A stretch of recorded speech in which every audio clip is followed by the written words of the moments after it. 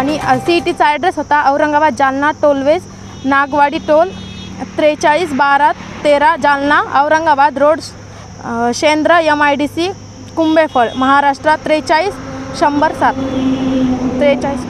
आणि मी CETच्या पेपरसाठी गेले कुंभेफळला. तिथं ते कॉलेज नव्हतं गव्हर्मेंट पॉलिटेक्निक कॉलेज. ते म्हणले की जालन्याला आलेला आहे नंबर. जालन्याच्या कॉलेजमध्ये आले तर लेट झाला मला तिथून कुंभेफळून यायला. इकडं 10 मिनिट लेट झाला तर त्यांनी घेतलं नाही मला. आणि 2 वर्ष अभ्यास करून पण ते हे करायना. माझी संधी बुडाली आता. ते म्हणते डायरेक्ट पुढच्या वर्षी पेपर द्यावा लागेल. चुकीचा पत्ता असं टाकायला नाही पाहिजे. काय 2 ॲड्रेस दिले डबल, एक पण नाही. 2-3 जणी होत्या त्या फक्त 5 मिनिट आधी आल्या म्हणून त्यांना घेतलं. आणि 5च मिनिट लेट झाला की घ्यायनात ते. त्यामध्ये गेट बंद झाला. त्या मॅडमला फोन लावला. त्या मॅडम म्हणतात आमच्याकडे काही नाही.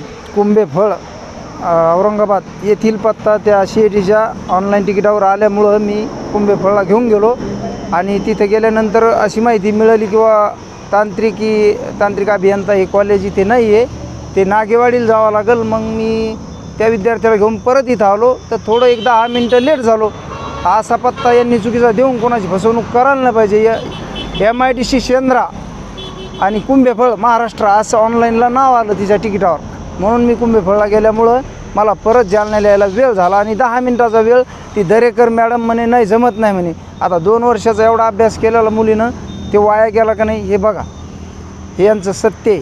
10 मिनटं ॲडजस्ट करू शकत नाही. पत्ता मात्र अख्खा महाराष्ट्र चुकीचा टाकू शकते. आणि स्वतःला खूप मोठे विद्वान समजतात का आम्ही तांत्रिकी आम्ही मांत्रिकी. त्यांचा पत्ता ऑनलाईन वाटल्यास व्हायरलमध्ये बघू शकताय.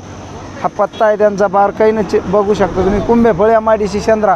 हा नागेवाडी ही जालन्याच्या नालंदा बुद्धविहारजवळ आहे. तिला शेंद्रा MIDCची काय गरज हो कुंभेफळ यायची. विद्यार्थ्याची फसवणूक व्हायला लागली, चुकी व्हायला लागली ना ती.